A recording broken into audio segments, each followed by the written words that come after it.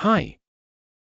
In this video we will explore how to analyze end-to-end value chain performance while playing the fresh connection.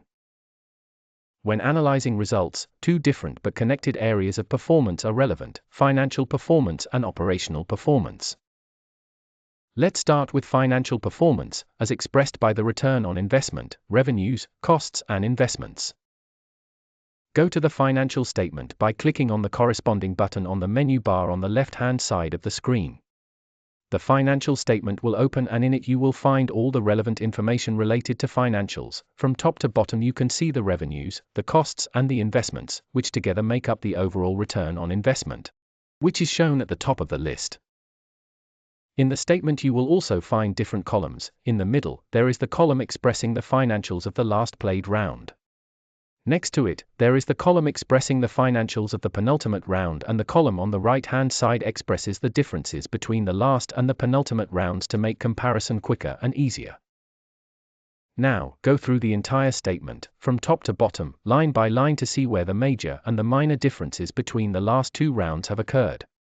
Then, try to link each of these differences to specific decisions that were made in the last round.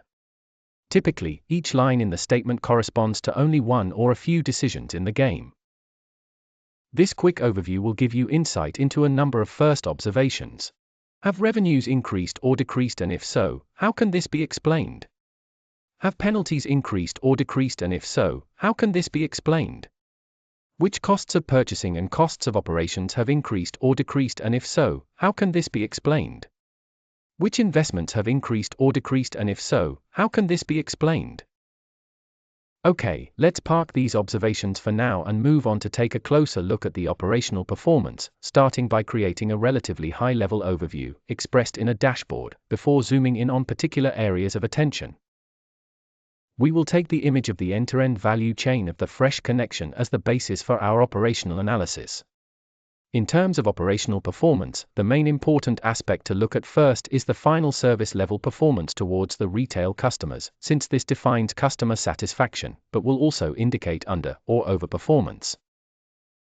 Service level performance is influenced by several factors, one downstream and one upstream. On the downstream end, there is volume of demand, but particularly also the demand volatility. With more volatility, satisfying demand is much more challenging than with more stable demand. On the upstream end, there is the inventory performance of finished goods, both in quantity and in quality, as for example expressed by shelf life or obsolescence. Inventory performance is influenced by inventory decisions, but also by the reliability performance of our production. In its turn, production performance is influenced by production-related decisions, but also by the performance regarding inventory of components. Finally, the performance of components inventory is influenced by specific inventory decisions, but also by the performance of our suppliers. For our analysis of operational performance, we now need to define which KPI or KPIs expresses the performance at each of the stages of the value chain in the best possible way. This will then give us the high-level dashboard.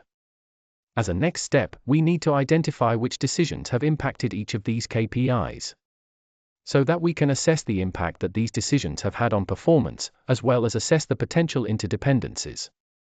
By putting your observations from the analysis of financial performance and of the operational performance together, you will be able to establish a complete end-to-end view of what has happened and what may need to be done to improve.